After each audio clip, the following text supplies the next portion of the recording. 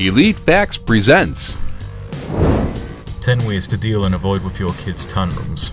10. Remind yourself that it's your job to teach your child. You've got to lead by example because your kids look up to you before anybody else. Your children can't handle these strong emotions yet, and it's our job to help them learn how to do that. Just keep in mind though that your kids are testing you. They truly want you to win this particular test. I know it's difficult to believe, but it is true.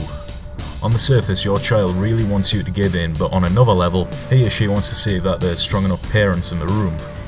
Kids want to know that their parents are sturdy, strong, and reliable, and the people who mean what they say. They don't want parents who are going to fall apart. They need us to stay anchored so they won't drown. 9. Try to avoid your child's triggers if you can. Now this one is more about avoiding potential tantrums from taking place. Definitely try to avoid triggers that might set them off. If your children are old enough, you can definitely teach them how to observe themselves. Do this by pointing out what you see happening. For example, you could say something along the lines of, "I know when you come home from school and you've had a bad day. I can tell because you tend to take it out on your little brother. Is there any other way you can unwind without picking a fight?" Your child might say, "Well, I could spend more time in my room and play video games instead." Your goal with your child here is to try some new things to avoid whatever triggers them, and teach them how to see what sets them off in the process. 8. Get yourself under control first.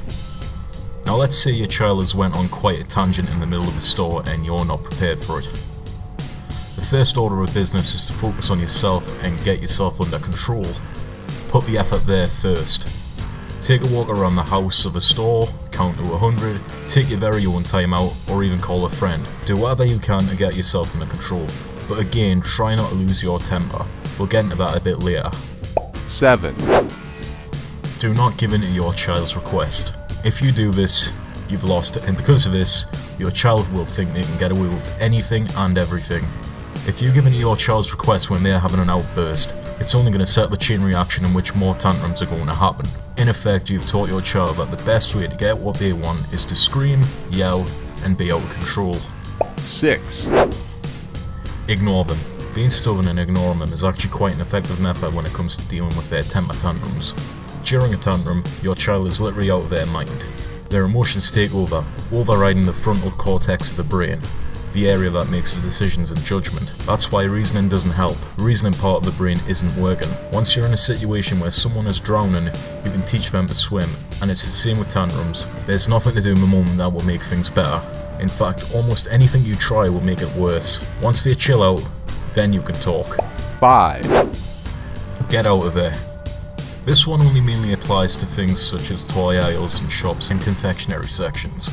Getting kids away from the scene of a tantrum can almost instantly snap them out of it. Sure, they'll be annoyed during the car ride home, but they'll see it as a defeat rather than a reason to continue fighting. 4. The quiet spot. This one's a classic which still works like a charm. However, there's two different versions of the quiet spot. One of them is the also classic punishment spot, where you force your child to sit there and think about what they've done. Then there's a comfort spot, where you send your child somewhere comfortable to them so they can calm down. Both of these methods work surprisingly well. 3. Avoid shouting. It's understandable why you'd start shouting when you're overtired and dealing with challenging behaviour. Logic can often go out the window. However, shouting is only teaching your kids that it's better to shout if you want to get your own way. The more you shout at them, the more mannerisms they'll pick up from you, thus making future tantrums and arguments even more challenging. 2. Distract them. This surprisingly works more than you'd think. A young child's attention is incredibly easy to divert.